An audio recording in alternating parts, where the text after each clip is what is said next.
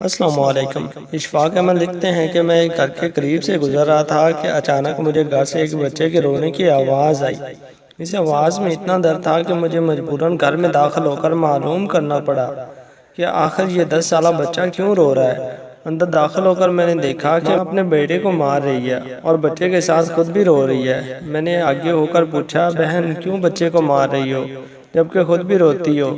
اس نے جواب دیا کہ بھائی یہ بات ہے کہ والد اللہ کو پیارے ہو گئے ہیں اور ہم بہت غریب ہیں۔ میں لوگوں کے گھروں میں مزدوری کرتی ہوں، اس کی پڑھائی کا مشکل سے خرچ اٹھاتی ہوں۔ یہ کمبخت اسکول روزانہ دیر سے جاتا ہے اور روزانہ گھر دیر سے آتا ہے۔ راستے میں جاتے ہوئے کہیں کھیل کود میں لگ جاتا ہے جس کی وجہ سے روزانہ اپنی اسکول کی وردی گندی کر لیتا ہے۔ میں نے بچے اور اس کی ماں کو تھوڑا سمجھایا کہ ابھی بچہ ہے، سمجھ جائے گا، یہ کہہ کر میں چل دیا۔ ایک دن صبح سبزی منڈی کچھ سبزی وغیرہ لینے گیا تو اچانک میری نظر اسی 10 سالہ بچے پر پڑی جو روزانہ گھر سے مار کھاتا تھا۔ کیا دیکھتا ہوں کہ وہ بچہ منڈی میں پھر رہا ہے۔ جو دکاندار اپنی دکانوں کے لیے سبزی خرید کر اپنی ریڑھیوں میں ڈالتے ہیں تو ان میں سے کوئی سبزی زمین پہ گر جاتی ہے تو وہ بچہ اسے فوراً اٹھا کر اپنی جھولی میں ڈال لیتا ہے۔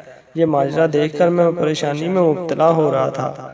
یہ ایسا کیوں کر رہا ہے؟ میں اس بچے کا چھپ کر پیچھا کرنے لگا۔ جب اس کی جھولی سبزی سے بھر گئی تو وہ سڑک کے کنارے بیٹھ کر اونچی آوازیں لگا کر اسے بیچنے لگا۔ منہ پر مٹی، گندی وردی، آنکھوں میں نمی کے ساتھ ایسا دکاندار زندگی میں پہلی بار دیکھ رہا تھا۔ اچانک ایک آدمی اپنی دکان سے اٹھا جس کی دکان کے سامنے اس بچے نے ننھی سی دکان لگائی تھی۔ اس شخص نے آتے ہی ایک زوردار پاؤں مار کر اس ننھی سی دکان کو ایک ہی جھٹکے میں ساری سڑک پر پھیلا دیا اور بازو سے پکڑ کر اس بچے کو بھی دھکا دے دیا۔ آنکھوں میں آنسو لیے وہ بچہ دوبارہ اپنی سبزی کو اکٹھا کرنے لگا۔ تھوڑی دیر بعد اپنی سبزی کسی دوسری دکان کے سامنے ڈرتے ڈرتے لگا لی۔ بھلا ہو اس شخص کا جس کی دکان کے سامنے اب اس نے اپنی ننھی سی دکان لگائی تھی۔ اس شخص نے اس بچے کو کچھ نہیں کہا۔ تھوڑی سی دیر تھی کہ جلد ہی فروخت ہو گئی۔ وہ بچہ اٹھا اور بازار میں ایک کپڑے والی دکان میں داخل ہوا۔ دکاندار کو وہ پیسے دے کر دکان میں پڑا اپنا اسکول کا بیگ اٹھایا اور اسکول کی جانب چل دیا۔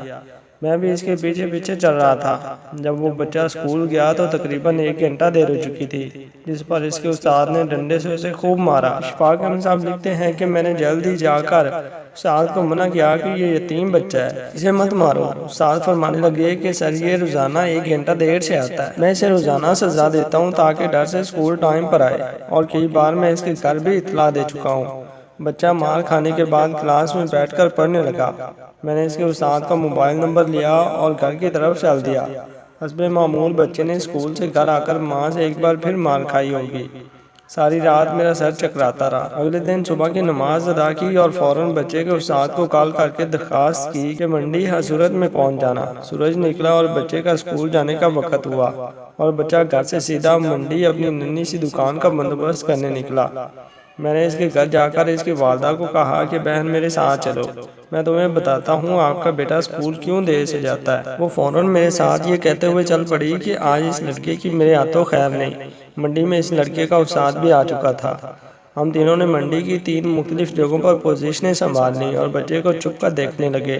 حسب معمول آج بھی اسے کافی لوگوں سے جھڑکیں لینی پڑی اور آخرکار وہ لڑکا اپنی سبزی بیچ کر کپڑے والی دکان کی طرف چل دیا۔